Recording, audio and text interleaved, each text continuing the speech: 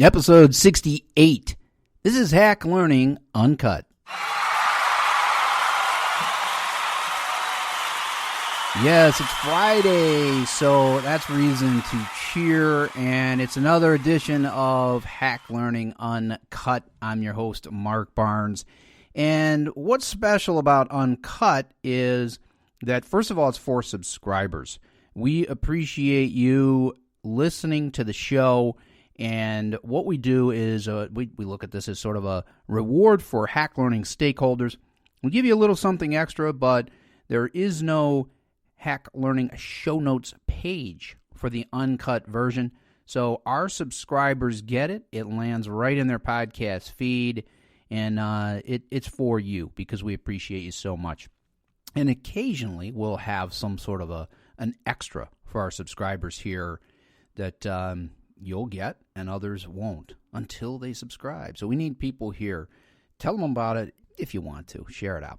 Okay, so today on Uncut, we're not editing. We're not interviewing. We're just talking. And I'm giving you something to think about that I hope will make you better over the weekend.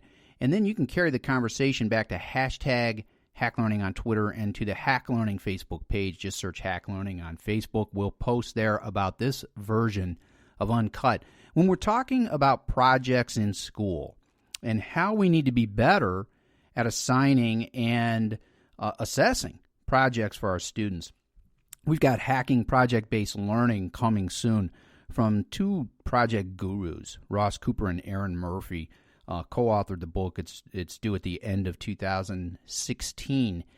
You won't want to miss that. So what Aaron and Ross do is they talk about creating a project-based learning environment and a project-based learning event. That these are amazing activities that do so much that we can integrate all kinds of learning outcomes into the project, that we can carry on a conversation with students about learning while they're working. We're always assessing that we can teach valuable skills like collaboration, how to collaborate in a variety of ways, how to model that in class, to talk about what works and what doesn't. This is what projects look like.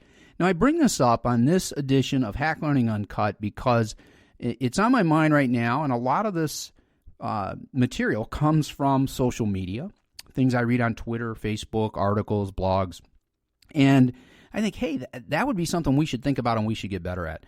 So my own children, I use them as examples a lot. They're middle schoolers. So I think the topics are relevant to this audience, to you. So my kids had this project assignment for a novel that they had read.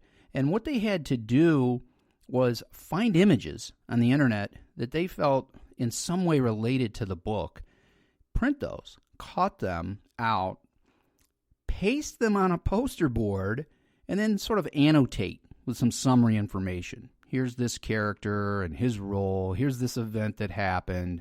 With sort of summary information. Now, there's value to summarizing, for sure. But I was troubled by this because it was assigned over a 2-week period, and there's no in-class work. It's just, read your novel, do this activity, turn it in, and I'll put a grade on it. And we can go on and on about the problem with that grading system. But the issue is there's no collaboration. There's no project-based learning environment, as Ross Cooper and Aaron Murphy write about in Hacking Project-Based Learning.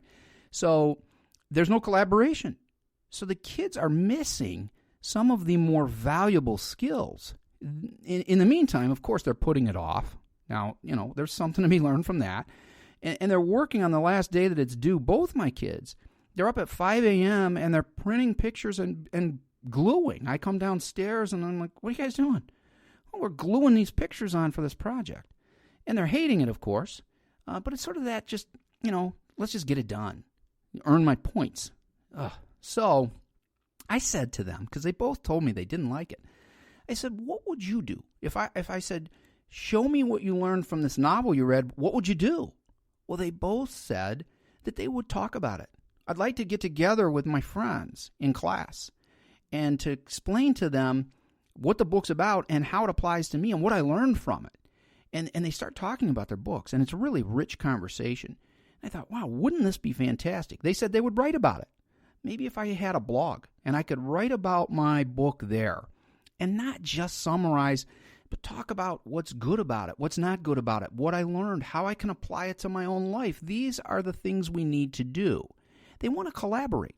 That's the key I got from them, is they want to collaborate. So for projects, we still like to do a what you can do tomorrow, even in the uncut version of Hack Learning. Why not let kids collaborate? Why not teach them how to do it, model it, discuss it, what works, what doesn't? Then you can assess along the way. You can join the conversations they're having. You can observe their work, ask questions. These are the kinds of lessons that apply not only to the activity, but back to life. This is what project-based learning is truly about, and we need so much more of it. This is Hack Learning Uncut. It is for our subscribers. If you've stumbled across it or a friend has told you about it, go to hacklearningpodcast.com. You can find all of our episodes there, and you can subscribe. And that way you'll never miss a Friday version of Hack Learning Uncut. Check us out there. Check out all our books at hacklearningbooks.com. See you next time on the Hack Learning Podcast. As always, we continue the conversation at #HackLearning on Twitter and on the show notes page at hacklearningpodcast.com. Thanks for listening. See you next time.